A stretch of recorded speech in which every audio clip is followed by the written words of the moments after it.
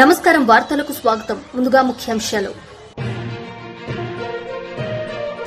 కీలక వ్యాఖ్యలు చేసిన BJP leader Anji Reddy. Press meet లో మాట్లాడిన బీజేపీ నేత అంజిరెడ్డి. ప్రెస్ మీట్ నిర్వహించిన దాసోజు శ్రావణ్ కుమార్. ప్రభుత్వ తీరుపై మండిపడ్డ బీఆర్ఎస్ నేత దాసోజు.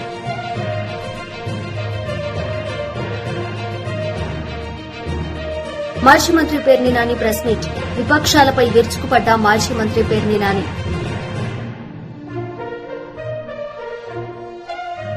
జగన్ పై వర్లరామయ్య ఫైర్. జగన్ కు నైతిక విలువలు లేవు. వర్లరామయ్య తీవ్ర వ్యాఖ్యలు. బీజేపీ లీడర్ అంజిరెడ్డి మీడియా సమావేశం నిర్వహించారు. ఈ సందర్భంగా ఆయన మాట్లాడారు. నిరుద్యోగులు ఎవరైతే ఉన్నారో గత 10 సంవత్సరాల నుంచి వాళ్ళు నోటిఫికేషన్ వేయలేరు. వీళ్ళు 2.5 years వచ్చిన తర్వాత వీళ్ళు ఎక్కడ నోటిఫికేషన్ ఇచ్చిన దాఖలాలు లేవు. గతంలో ఒక జీవో ఇవ్వడం జరిగింది. ఆ జీవో ఏజ్ రిలాక్సేషన్ కోసానికి టీజీపీఎస్ వాళ్ళు 46 years 44 years చేయడం జరిగింది.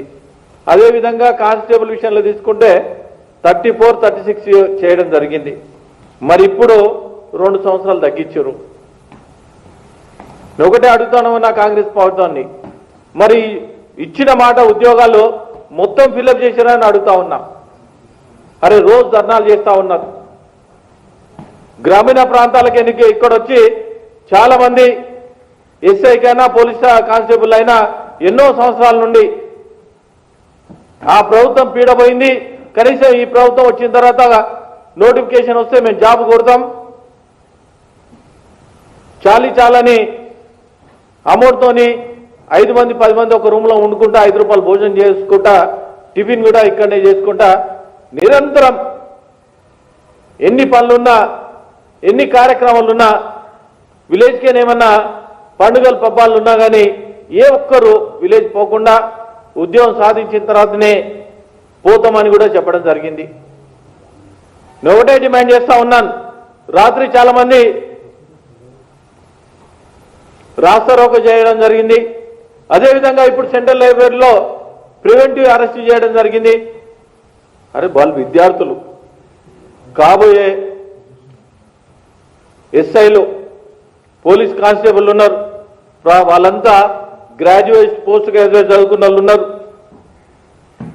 ఒకసారి డీజీపీ గారు కూడా చెప్పడం జరిగింది, మేనిఫెస్టో ఎన్ని ఉద్యోగాలు ఖాళీ ఉన్నాయంటే సుమారు 20,000 ఉద్యోగాలు ఖాళీ ఉన్నాయన్నారు. వీళ్ళు వచ్చిన తర్వాత గతంలో కూడా 2016లో 9,281 పోస్టులు ఇవ్వడం జరిగింది. అదేవిధంగా 2018లో 18,428 పోస్టులు ఇవ్వడం జరిగింది. 2022లో 16,000 పోస్టులు ఇవ్వడం జరిగింది. ఈసారి అతి తక్కువగా 5,000 పోస్టులు నోటిఫికేషన్. నేను ఒకటే అడుగుతా ఉన్నా ముఖ్యమంత్రి గారు, ఒక్కసారి నోటిఫికేషన్ వచ్చిన తర్వాత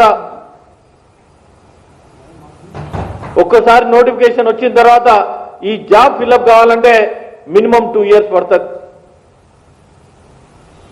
మీ పుణ్యకాలం వెళ్ళిపోతుంది, మీ గవర్నమెంట్ కూడా అయిపోతుంది, వచ్చే గవర్నమెంట్ మాదే ఉంటుంది. మరి అప్పటిదాకా ఉద్యోగాలు మీద ఆధారపడి ఉన్న వాళ్ళు ఏం చేయాలి? నోటిఫికేషన్ వచ్చిన తర్వాత 2 సంవత్సరాలు పడుతుంది తెలంగాణ పబ్లిక్ సర్వీస్ కమిషన్. అదేవిధంగా నేను ఒకటే అడుగుతా ఉన్నాను, మొన్న ఈ పోలీస్ దానిలో కూడా గతంలో 4 meters పెట్టడం జరిగింది. మిగతా రాష్ట్రాల్లో ఎక్కడ కూడా లాంగ్ జంప్ లో 3.8 ఉంది. మరి ఆ 3.8 ఇప్పుడైనా సరి చేస్తురా లేదా వాళ్ళ జీవితాలతో ఆడుకుంటురా? భారతీయ జనతా పార్టీ ఒకటే డిమాండ్ చేస్తా ఉన్నది, మీరు ఇచ్చిన మాట ఏదైతే ఉందో, అసెంబ్లీ సాక్షిగా చెప్పిన మాట, ఉద్యోగాలు ఎన్నైతే ఖాళీలు ఉన్నాయో అన్ని ఖాళీలు మీరు ఫిలప్ చేయాలని డిమాండ్ చేస్తా ఉన్నారు. పోలీస్ డిపార్ట్మెంట్ చెప్తా ఉన్నారు, 20,000 ఖాళీలు ఉన్నాయని. ఆ 20,000 ఖాళీలు బేషరతుగా ఫిలప్ చేయాలని డిమాండ్ చేస్తా ఉన్నాం. మొన్నటికి మొన్న అశోక్ నగర్లో కొంతమంది ఉద్యోగాలు రాక కడుపండి రోడ్డు మీదకి వస్తే తీసుకుపోయి చిక్కడపల్లి పోలీస్ స్టేషన్లో పెట్టారు. రాత్రి కూడా చైతన్యపూరికేని నాగోల్ పోలీస్ స్టేషన్ తీసుకుపోయారు. రాత్రి 1 గంటల దాకా నేను మాట్లాడడం జరిగింది అందరు పోలీసు వాళ్ళతో. వాళ్ళందరూ ఎంత రోడ్డు మీద వస్తారో మీరు చూడండి. అరే మీ ప్రభుత్వం పక్క కర్ణాటక ప్రభుత్వం ఏదైతే ఉందో నిరుద్యోగులు మొత్తం. బీజేపీ మాజీ ఎమ్మెల్యే ఎన్వీఎస్ఎస్ ప్రభాకర్ మీడియా సమావేశం నిర్వహించారు. ఈ సందర్భంగా ఆయన మాట్లాడారు. కానీ ఆ మెట్రో ఫేజ్ 1 సంబంధించిన విషయం పీపీపీ మోడల్లో 90% ఎల్ఎన్టీ, 10% మాత్రమే రాష్ట్ర ప్రభుత్వం. ఈ 10%కి అదనంగా కూడా దాంట్లో భాగంగానే అప్పటి కేంద్ర ప్రభుత్వం అంటే మన్మోహన్ సింగ్ గారి ప్రభుత్వం కూడా 1,250 కోట్లు సహకారం అందించడానికి ముందుకొచ్చింది. ఈ పీపీపీలో ఎక్కడైతే పనులు ప్రారంభమైనాయో అది మెట్రో అయినా ఎయిర్పోర్ట్లు అయినా కాంగ్రెస్ ప్రభుత్వమే ప్రాధాన్యత ఇచ్చి ప్రారంభాలు చేసింది. అన్నీ కూడా దివాలా తీసినాయి, అన్నీ కూడా నష్టాల పాలైనాయి, అన్నీ కూడా ఆ తర్వాత ఆ నష్టాలని పూడ్చుకోలేని పరిస్థితికి దాపరిచినాయి. కాబట్టి ఇక్కడ ఫేజ్ 1 విపరీతమైన నష్టాల్లో ఉందని చెప్పని ఈ నష్టాలకు సంబంధించిన విషయంలో ఈ కొత్త కాంగ్రెస్ ప్రభుత్వం ముందుకొచ్చి ఆ ఫేజ్ 1ని మేమే టేక్ ఓవర్ చేస్తాము అని చెప్పి ఎల్ఎన్టీ యొక్క అప్పుని బదలాయించుకున్నారు. ఉల్టా ఎల్ఎన్టీకి ఉన్నటువంటి క్లెయిమ్ స్టేక్ని కూడా ఉల్టా డబ్బులు ఇచ్చి వాళ్ళని పంపించడానికి ప్రయత్నం చేశారు. ఎందుకు ఈ విషయాన్ని మాట్లాడుతా ఉన్నా అంటే ఒకవైపున 10% రాష్ట్ర ప్రభుత్వానికి సంబంధించినటువంటి పెట్టుబడి ఉన్న కాడనే అంత పెద్ద మొత్తంలో నష్టాలు వచ్చినాయని ఒక ప్రయోగాత్మకంగా జరిగినటువంటి ప్రాజెక్టు నిర్వహణలో బయటపడ్డప్పుడు రెండో ఫేజ్ తీసుకునేటప్పుడు ఎన్ని జాగ్రత్తలు తీసుకోవాలి, ఎన్ని రకాల ఆలోచనలు చేయాలి, ఎన్ని రకాల సమాలోచనలు చేయాలి. అందులో ఇది కేంద్ర ప్రభుత్వంలోని 2 శాఖలకు సంబంధించి రైల్వే శాఖ, అర్బన్ డెవలప్మెంట్ శాఖ, దాంతోపాటు రాష్ట్ర ప్రభుత్వానికి సంబంధించినటువంటి మరొక విషయం. తీరా సొంత డబ్బులతోనా అంటే మళ్ళీ దానికి కూడా రీఫైనాన్సింగ్కి విదేశీ పెట్టుబడికి వెళ్తే జేకో నుంచి వెళ్తే వచ్చేటువంటి రుణం, ఆ రుణానికి సంబంధించినటువంటి ఇంట్రెస్ట్. కానీ ఇప్పుడు రాష్ట్ర ప్రభుత్వం ఏమంటా ఉంది, మీరు ఉన్న పొలంగా అనుమతిస్తారా లేదా మమ్మల్ని పొమ్మంటారా అని చెప్పని అంటున్నారు.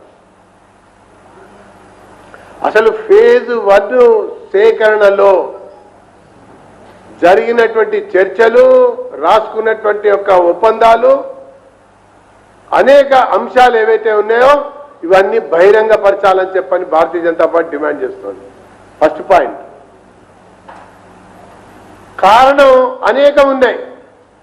అప్పుడు మెట్రో ఆపరేషన్ని, మెయింటెనెన్స్ని, ఎక్స్పాన్షన్ని, మన ఇన్వెస్ట్మెంట్ పార్ట్ని బీఆర్ఎస్ కాలంలో అప్పటి పురపాలక శాఖ మంత్రి కేటీఆర్,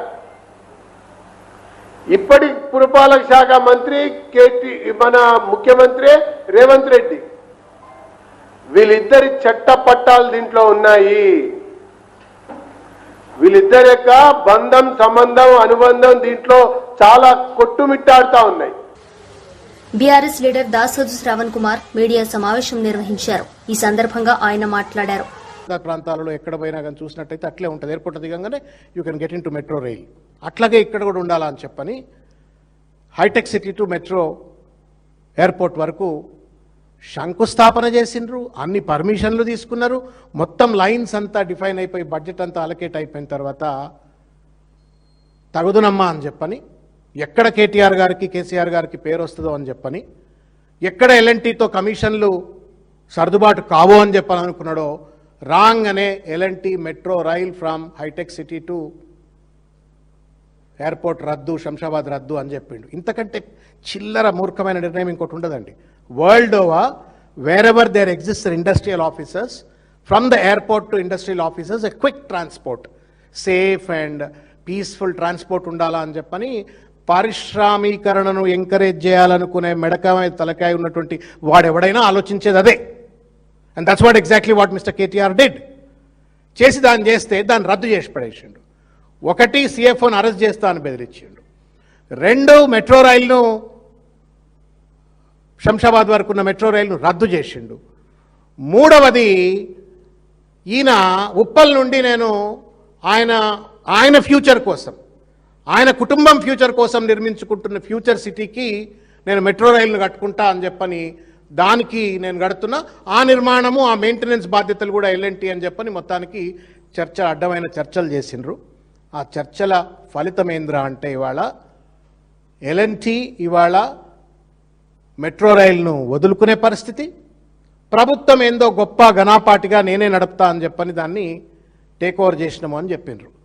మీడియా సోదరులు బహుశా ఈ లెటర్ చూసుంటారు అని నేను అనుకుంటున్నా. నేను తెలంగాణ ప్రజలకు కూడా ఇది నేను ట్విట్టర్లో చూసిన, తెలంగాణ సీఎంఓ ట్విట్టర్ ఐడిలో ఈ లెటర్ నిన్న చూసిన. ఇది కిషన్ రెడ్డి గారికి ముఖ్యమంత్రి రేవంత్ రెడ్డి గారు రాసినటువంటి ఒక లేఖ. నేను అడుగుతా ఉన్నాను రేవంత్ రెడ్డి గారిని, ఇది ప్రైవేట్ లెటరా లేదు బహిరంగ లేఖ అంటున్నావు నువ్వు, ఇది ప్రైవేట్ లెటరా లేకపోతే DO లెటరా? Is it an official letter in the capacity of a chief minister, or is it a private letter that you have written to Mr. Kishan Reddy? ఈ మొత్తం లేఖ సారాంశం ఒక్కసారి చదివినట్టయితే పాడిందే పాట లెక్క రాసిండు ఇంట్లో. అంతకుముందు ప్రెస్ నోట్ పెట్టి ప్రెస్లో మాట్లాడిండు కదా, ప్రెస్లో మాట్లాడిన అంశాలనే ఇందులో కూడా లేఖ రాసిండ్రు. ఈ లేఖ అంటే ఎంత బాధ్యత లేని వ్యక్తి, బాలకృష్ణ సినిమాలు, జూనియర్ ఎన్టీఆర్ సినిమాలతో ప్రభావితమై రాజకీయ నాయకుడైతే ఎట్లుంటాడు అనటానికి రేవంత్ రెడ్డి ఈ లేఖ నిదర్శనం. ఇది దాదాపు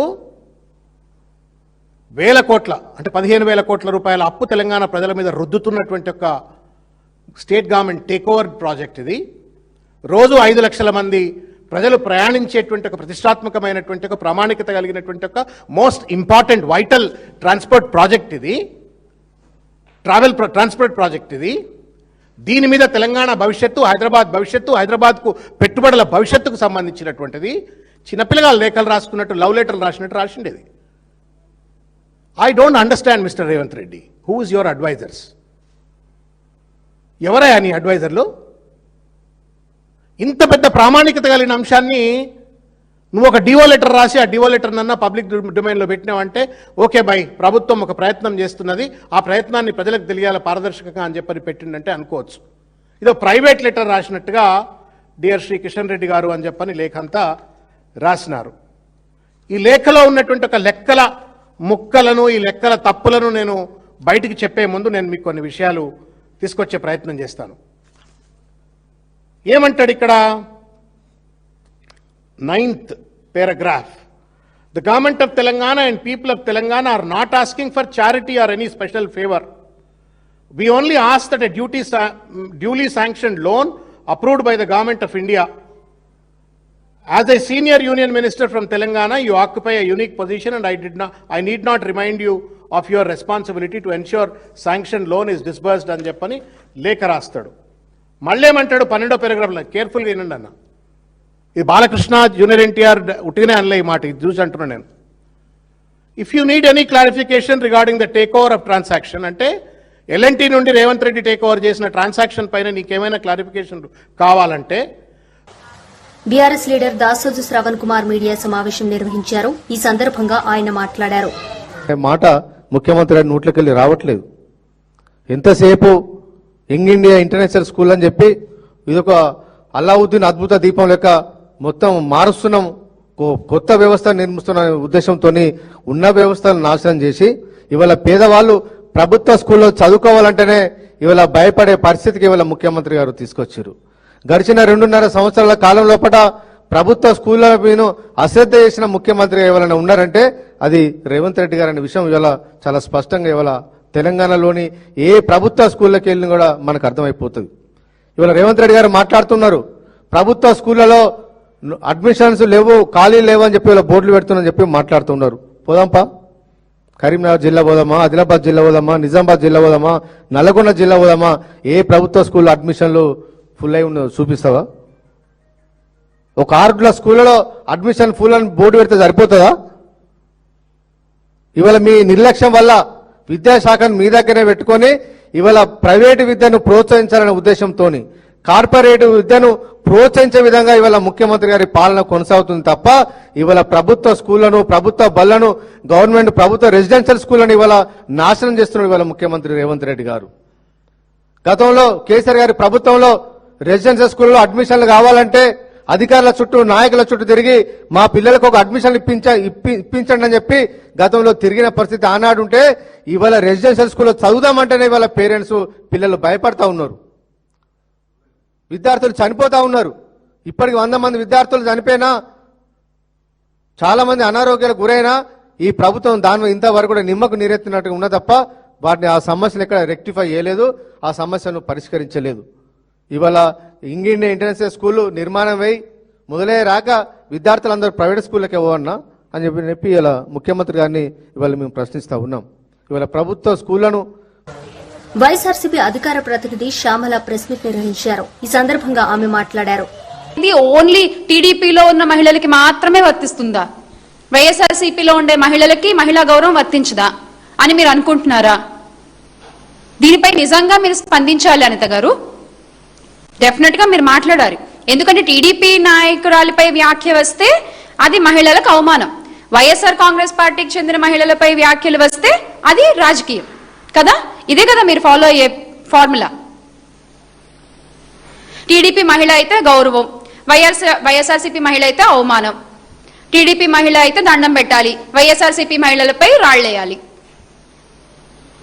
టీడీపీలో ఉండే మహిళలందరూ దేవతలు, వైఎస్ఆర్సీపీ మహిళలందరూ వ్యక్తిత్వ హననాలు చేస్తూ మన వాళ్ళని కించపరుస్తూ ఎంత దారుణంగా మాట్లాడాలో అంత దారుణంగా మాట్లాడేయాలి. ఇదేగా మీరు మీ టీంకి ఇచ్చేటువంటి ట్రైనింగ్. మీ యొక్క పచ్చ మీడియాలో కావచ్చు, మీ యొక్క ఐటీడీపీలో కావచ్చు, మీ సోషల్ మీడియా ఛానల్స్లో కావచ్చు, ఇలాగే కదా మీరు ఆపరేట్ చేస్తున్నారు మొత్తం. అసలు పాలన గురించి మాట్లాడకుండా, హామీలు అమలు చేయకుండా, ప్రజా సమస్యలకి సమాధానాలు చెప్పకుండా, ప్రతిపక్ష నాయకుల్ని, కుటుంబాల్ని లక్ష్యంగా చేసుకుని మీరు చేస్తున్నటువంటి రాజకీయం నిజంగా చాలా నీచమైనది, చాలా దిగజారుడు రాజకీయం ఇదంతా కూడా. నిజంగా రాష్ట్రంలో రాజకీయ సంభాషణ స్థాయిని దిగజార్చింది టీడీపీనే. ఈరోజు చెప్తున్నాం మేము, రాష్ట్రంలో రాజకీయ సంభాషణ యొక్క స్థాయిని దిగజార్చింది తెలుగుదేశం పార్టీయే. ఈ పదాలు మా నాయకులు ఎప్పుడు వాడలేదే, మా మహిళా నాయకులైతే ఎప్పుడు వాడలేదే. ఇప్పుడు కూడా మిమ్మల్ని సంబోధిస్తున్నప్పుడు కూడా గారు అనే సంబోధిస్తుంటాం కదా మేము. కానీ మీరు ఎంత అద్భుతమైన పదాలు వాడారో ప్రజలందరూ చూస్తున్నారు, గుర్తుపెట్టుకుంటున్నారు కూడా.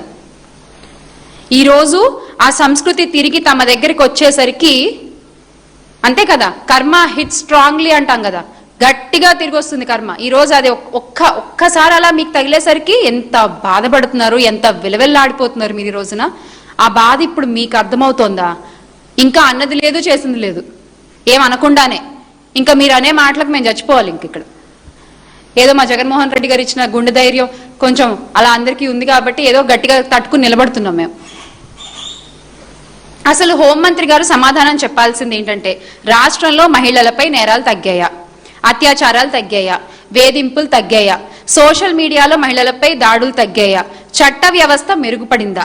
వీటికి మాజీ మంత్రి పేర్ని నాని మీడియా సమావేశం నిర్వహించారు. ఈ సందర్భంగా ఆయన మాట్లాడారు. సుగాలి ప్రీతిని వాడుకున్నారు కదా, నేను పార్టీ పెట్టిందే సుగాలి ప్రీతి కోసం అని. ఈ పార్టీ ఎందుకు పెట్టి అనుకున్నారు? దేనికోసం పెట్టి అనుకున్నారు? సుగాలి ప్రీతి కోసం పెట్టే పార్టీ. వాడుకుంటాకి ఆడవాళ్ళని ఫుల్గా వాడేసుకుంటారు, స్త్రీ లోకాన్ని. అనితను కూడా వాడేసుకుంటున్నారు మీ ఇద్దరు కలిసి. మా హోంమంత్రి అనితమ్మ గారు, మా రాష్ట్రానికి హోంమంత్రి అనితమ్మ గారిని కూడా అమాయకురాలను చేసి వాడేసుకుంటున్నారు కదా మీరు. ఎవడే అసలు అతను అన్నదేంటి? అమర్ గారు అన్నదేంటి? ఏమన్నారు అమర్ గారు? కట్టుబొట్టి ఎవరన్నారు? ఆవిడ బీడ్స్ పెట్టుకుంటుందా, వజ్రాల హారాలు పెట్టుకుంటుందా, చెవులకి వజ్రాలు చెవుదిద్దులు కమ్మలు పెట్టుకుంటుందా? వాటికి అసలు ఎవరు ఏం మాట్లాడారు? దేని గురించి ఎవరు మాట్లాడారు? అవి బీడ్సా లేకపోతే అయ్యా ప్రెషియస్ స్టోన్సా? ఎవడేం మాట్లాడాడు అసలు? వాటి గురించి, కట్టు గురించి, బొట్టు గురించి ఎవరు మాట్లాడారు? ఎవరు మాట్లాడకుండానే పవన్ కళ్యాణ్ గారు కట్టు బొట్టు అని మాట్లాడుతుంటారు. ఎవరన్నారు అసలు? అనితమ్మ గారికి ఎవరన్నారు? మేమన్నా అన్నామా అంతకితం?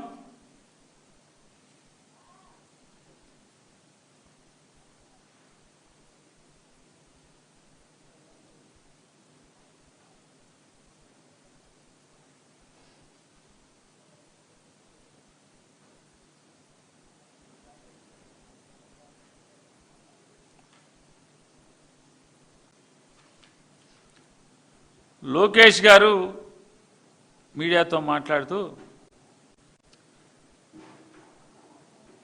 మా నాయకుడు శ్రీమతి గారు అయినటువంటి భారతమ్మ గారి గురించి, జగన్ గారి కుమార్తెల గురించి ఆయన మాట్లాడాడు.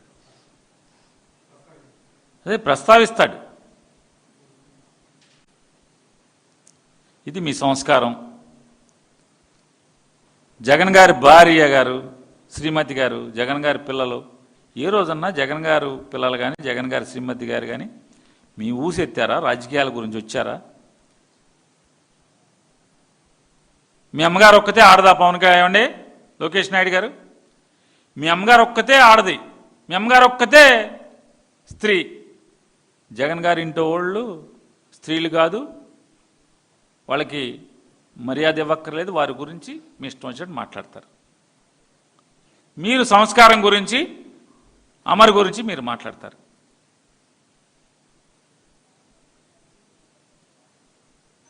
ఏంటి అసలు మీ సంస్కారం ఏ పాటిది అంటున్నా?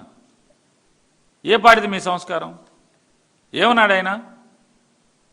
ఏమన్నాడు అంటున్నా? ఏం తప్పు మాట్లాడాడు?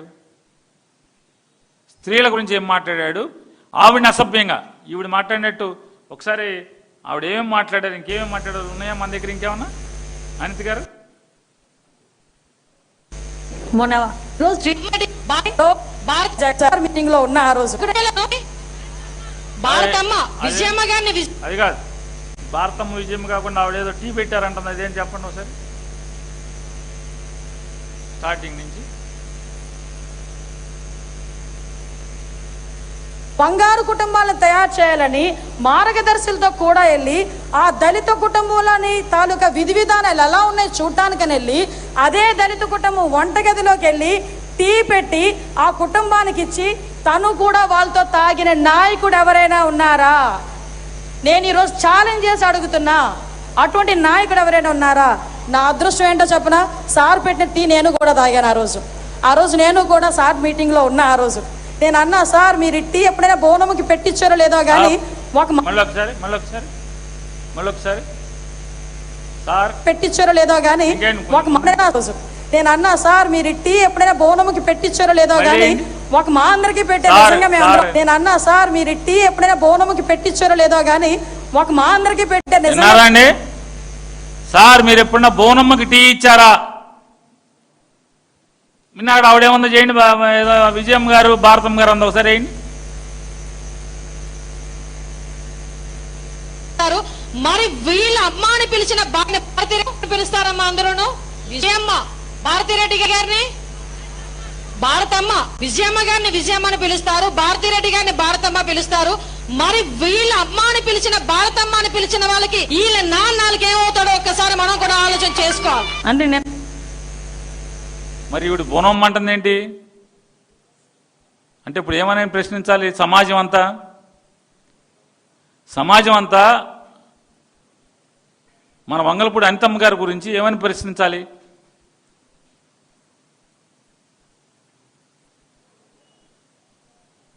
లోకేష్ గారు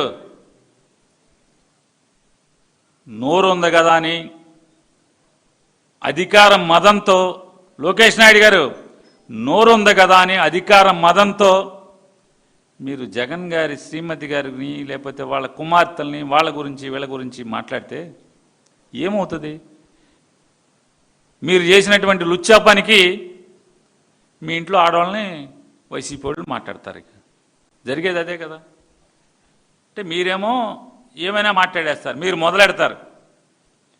మీకు ఆంధ్రజ్యోతి, ఈనాడు, ఆ జ్యోతి, ఈ జ్యోతి. వైఎస్సార్ కాంగ్రెస్ పార్టీ అధినేత వైఎస్ జగన్మోహన్ రెడ్డిపై తెలుగుదేశం పార్టీ పోలిట్ బ్యూరో సభ్యులు వర్లరామయ్య తీవ్ర స్థాయిలో ధ్వజమెత్తారు. జగన్ లాంటి నైతిక విలువలు లేని రాజకీయ నాయకుడిని తాను ఎక్కడా చూడలేదంటూ మండిపడ్డారు. మంగళగిరిలోని పార్టీ కేంద్ర కార్యాలయంలో ఏర్పాటు చేసిన మీడియా సమావేశంలో వర్లరామయ్య సంచలన వ్యాఖ్యలు చేశారు.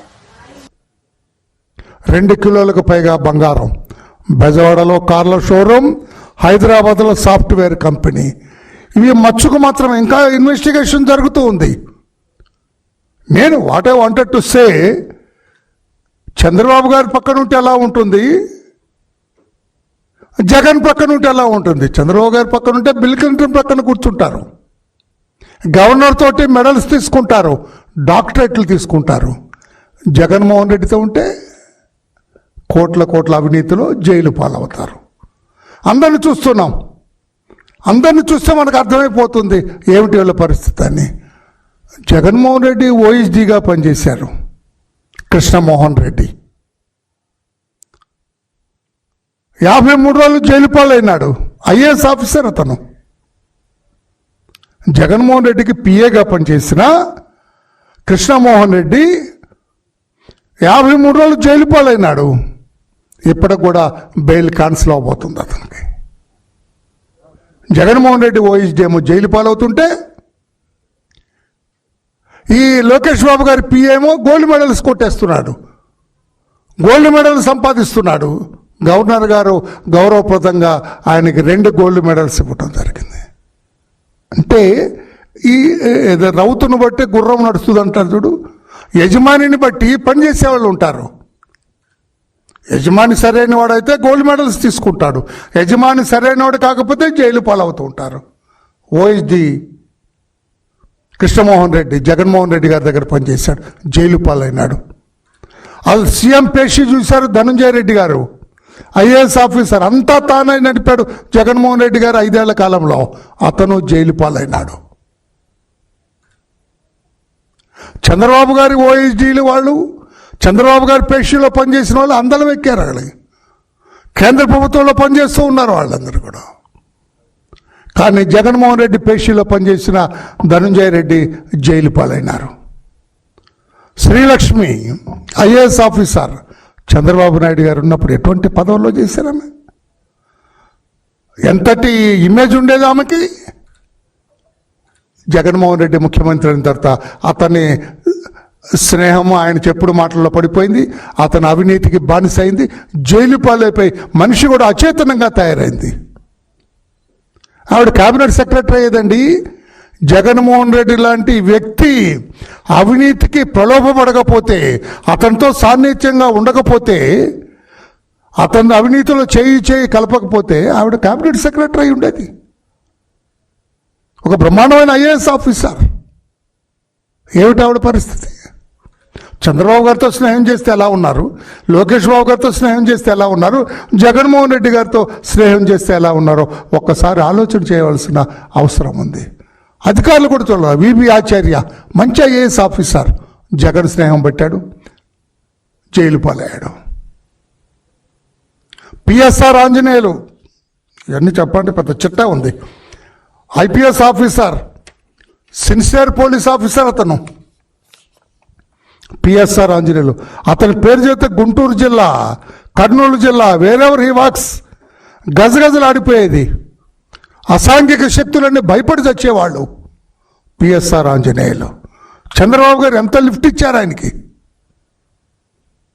గుంటూరు జిల్లాలో ఎస్పీగా పనిచేస్తే పెద్ద ఏదో కొమ్ములు తిరిగిన రాజకీయ నాయకులు కూడా తోక ముడిచారు అతని దెబ్బకి. అటువంటి వ్యక్తి జగన్మోహన్ రెడ్డితో చేతులు కలిపాడు, జగన్మోహన్ రెడ్డి అవినీతిలో భాగస్థుడయ్యాడు, జగన్మోహన్ రెడ్డి అరాచకంలో భాగస్థుడయ్యాడు, జైలు పాలయ్యాడు. ఎడిషనల్ డీజీగా నాకు తెలిసి మన రాష్ట్రంలో ఎడిషనల్ డీజీగా జైలుకి వెళ్ళింది ఫస్ట్ అతనే, పిఎస్ఆర్ ఆంజనేయులు. నేను అడుగుతున్న ఆంజనేయులు గారు, చంద్రబాబు గారితో ఉన్నప్పుడు మీరు ఎలా ఉన్నారు? What was your image in those days? ఇప్పుడు జగన్తో స్నేహం చేసిన తర్వాత జైలు పాలైనారు. తలెత్తుకొని బాహ్య ప్రపంచంలో తిరగటానికి కూడా సిగ్గుపడుతూ ఉన్నారు. This is the difference Chandrababu Naidu గారికి, జగన్మోహన్ రెడ్డి గారికి. పివి సునీల్ కుమార్ ఏమైపోయినాడు? అతను జగన్తో సాన్నిధ్యం పెంచుకున్నాడు, జగన్ అవినీతికి సై అన్నారు, అతను చెప్పిన దానికి సై అన్నారు. ఈ రోజున వార్తలు ముగించే ముందు ముఖ్యాంశాలు మరోసారి. కీలక వ్యాఖ్యలు చేసిన BJP leader Anji Reddy. Press meet లో మాట్లాడిన బీజేపీ నేత అంజిరెడ్డి. ప్రెస్ మీట్ నిర్వహించిన దాసోజు శ్రావణ్ కుమార్. ప్రభుత్వ తీరుపై మండిపడ్డ బీఆర్ఎస్ నేత దాసోజు.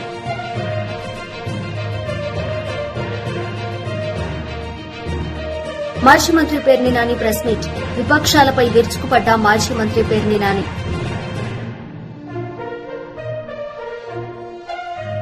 జగన్ పై వర్లరామయ్య ఫైర్. జగన్ కు నైతిక విలువలు లేవు, వర్లరామయ్య తీవ్ర వ్యాఖ్యలు. ఈ వార్తలు ఇంతటితో సమాప్తం. తిరిగి ప్రసారమయ్యే వార్తల్లో మళ్లీ కలుద్దాం. అంతవరకు సెలవు. నమస్తే.